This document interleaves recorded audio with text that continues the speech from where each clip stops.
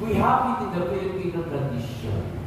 The words usually happens during election time. We said, dagdag bawas. Dagdag bawas. Bawasan yung boto, no? Deducted to the other one, the other candidate the votes, and then added to the one, so doon idadagdag doon sa isa that they like. So, money is involved. Bawasan yung isa, dagdagan yung isa, para yun ang manalo. That is the dagdag bawas. But in today's liturgy, the dagdag bawas, or addition and deduction, is so important for us to understand. The Greeks and the Hebrew understood it that Moses said, nothing should be deducted or added because it changes the way we read and the way we understand the word. Example to this are the Chinese language, Cantonese and Mandarin. If there are one character but different way of reading, in the Filipino, there are only 4 or 5 ways of reading. Sample. Sinabi natin baga. That is apoy or fire. Baga. Back into stress. Ibahin natin yung guhit doon sa dulo. Sinabi natin baga. That's no longer fire. It's your lungs. That's baga. That's the second. No? And then the third, pag sinabi mo, expression, baga. Kung baga. Kung baga sa ano, this is the way. No? Kung baga, as if this is the way. Kung baga. That's the third. In Bisaya, there's the fourth, baga. Which means thick.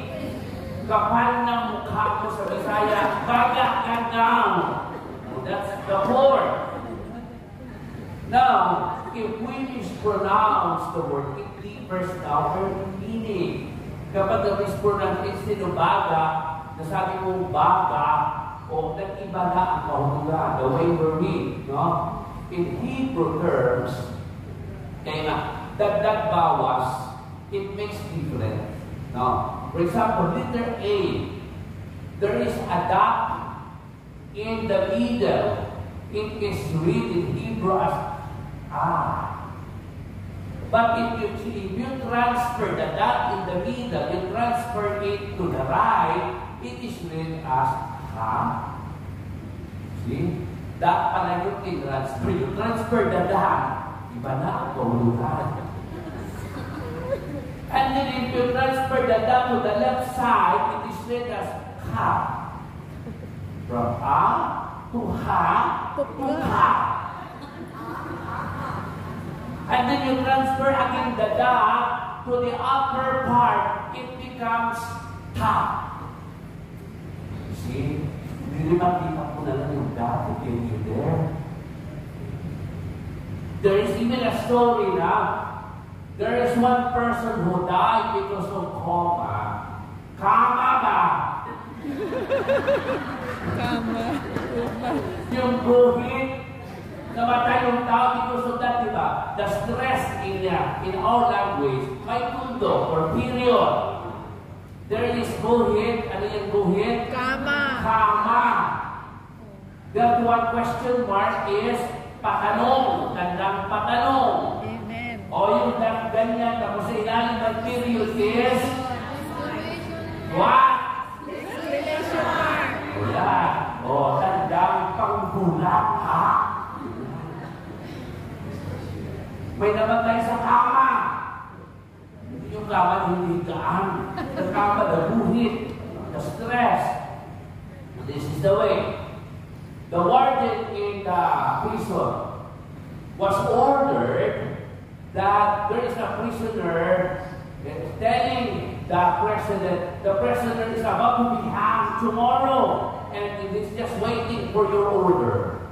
And then he sent the emissary. Emissary is the messenger. He sent the messenger to the warden and said, "How how can I be right? Sabi ng president. The president said, hang not coming. Meaning to say, yung kama is after not, hang not coming. Huwag mong bitayin, darating yung presidente. Nagkamali ang mga messenger na patagay. Sinabi, hang kama, not coming.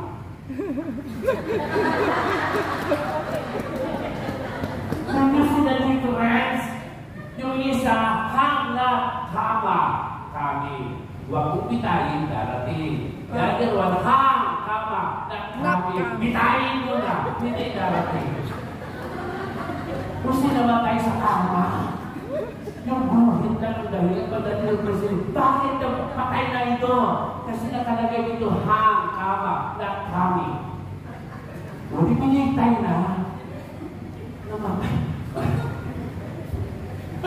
Sa atin, alam ninyo, maraming napinsala sa mga dagda. At sa kabawas. May sakit mula dito. Na makarating ang balita, patay na! Grabe kung makalisan ang balita, di ba? Lagyan ng lagyan ng pakpak. Pagdating doon, ako, ang itlog ay naging ebon. Ebon sa pakpak niya. Di ba? Ang itlog. So ngayon, pag dinagdagan natin, madalas dito, the cause of illiteracy sometimes or disagreement is words. Our words. Because they come, it's either they appear to us like the two-edged sword. Ang talas ng salita. Diba? It could either make or break a person. Kapag maganda yung maririnig ko na salita, it can motivate you to do good and better. Pero kapag downing words yung maririnig mo, kaagad ka nawawalan ng inspiration. You are down by the words. Diba? Kaya nga sabi nga, yung isang hit ng isang tao, maghihilom yung sugat, pero yung salita, pabalik-balik, paulit mo. Parang tinutusok ka ng salita na yun. That's why, sinabi ni Jesus, nothing comes in that defies a person. Kasi maraming bawal. Yung tradisyon kay Moses. Ang daming bawal. Kabilang na, kahit na, kapag kumain ka, kailangan wash your hands mo. Which is for health reason din naman yun. Pero kapag kumain na tayo, Pilipino used to eat using their hands. Diba? Kung isa, yan lang, dito, wag na, kain na. May our hands kung minsan, kapag wala, pisik-pisik na lang. Naghugas kahapon, pwede na yun. So, I mean, if we take the words literal, we become fanatic. Wala na tayong pagkakaiba sa ibang religion that they take word for word. They do not understand the whole story behind that tradition. We all have, mahilig tayo. Filipinos are full of tradition. Right? Before coming here, we're talking about, huwag kang magwalis kapag may patay kasi malas. Huwag kang kapag nakakita ka ng pusa na tumawid sa ng itim, huwag kang pumunta sa pupuntahan mo, malas din. Kami ng mga pangalasan, mga sinasabi na, tradisyon na ito. Huwag kang maraming mga sinasabing pamahigit, pipulit pamahigit, the part of the tradition, that's no longer applicable for the present generation. They don't believe it anymore. But still, for us, sometimes I just follow ito at wala namang mawawala sa atin. Pag wala ka, balitan mo lang yung damit, yung t-shirt mo, yung damit mo, at yung nakakauwi ka rin. Kaya lang balitan ako, wala ka rin.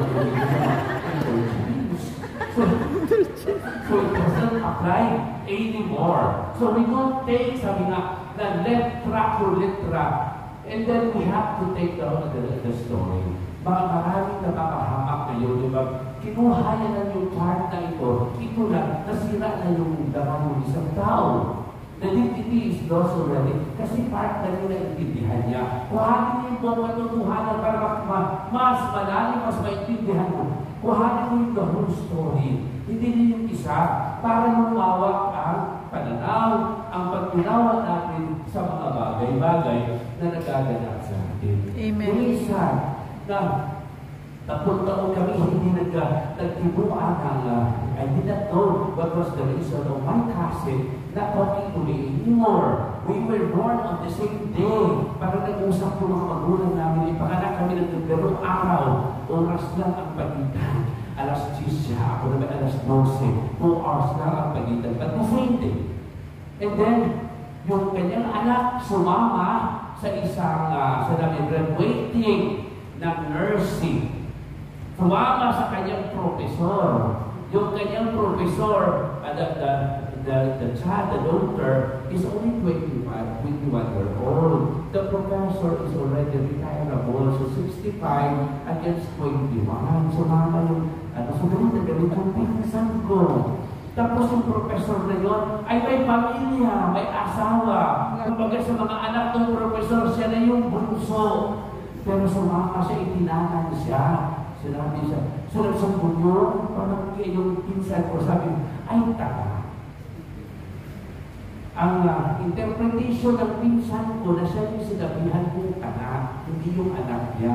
Hindi niya ako piniluan sa loob ng taon. Kita kami yung kapatid niya. Uy, kumusta siya? Naku, father, hanggang ngayon galit yun sa'yo. Ano ba kasalanan? Sinabihan mo daw siya tanga. You see? Nakuha niya out of context. Hindi niya tinanong, sino bang sinasabihan mo ng tanga? Ako ba o yung anak ko? So he took it upon herself. And then, yun, tungkol yung galit niya na mayanin doon sa sinabi ko. So see, words sometimes is Amen. tagal ng mga ganon. Tapos, hindi mo pa nanamalayan, ikaw pala yung dala, pasang all for 3 years, only to find out that that word is not meant actually for you. Amen. Diba? Marami tayong sama na sumasama ka ganun doon kasi may nakarinig ka na magganitong salita. Hindi mo naman muna sinala na mabuti kung ito ba yung kahulugan, kung ito ba yung tungkol sa iyo. Bigla na lang sumama yung doon. Maraming mga pagkakaibigan, pagkakapatid, mga kamag-anak na wala yung mabuting relasyon ng dahil sa mga salita ito. And as we inspired by today, na sana lumalim pa yung pag-unawa natin sa mga bagay-bagay na nagaganap sa atin. And then, nandoon yung pagpakumbaba na mahumingi ng kapatawaran once ma-realize mo na ganito huwag nang pahabain. Kasi kapag pahabain pa, you are just punishing yourself. No? Sa sama ng loob, sa sakit ng mga naramdaman, marami ka na nabitawang mga salita, ulit to find out na hindi pala ito totoo. Kung hindi man, you're trying to na mabawi mo ito by way of yung sinasabi natin, paghingi ng kapatawaran at pagpapasalamat sa mga kamalayan na dumating sa atin. This is what we are going to pray and ask the Lord for. Lord, bigyan mo ako ng sapat na kamalayan or understanding. Kamalayan is wisdom to understand the things that are happening around me so that we know that bawat karanasan dumating sa atin is just like a tango. You cannot play the tango, dance a tango with yourself. You need a partner. So hindi mo solo ito, hindi wala kang karapatan na point ng finger sa labas. Siya itong dahilan, siya itong dahilan. Marami silang dahilan na itinuturo natin. But on the other hand, there are 3 fingers remaining pointed back on you. Ibig sabihin, dalawa lang yung tinuro mo, 3, lamang ka. Ikaw yung kasalanan. Huwag mo i-excuse yung sarili mo. Dito sa pangyayari, sa kabuuan ng mga karanasan na ito. Pero, isipin natin, bawat karanasan na tuturo sa atin ng mas malalim na leksyon. Because experience is the best teacher. Amen.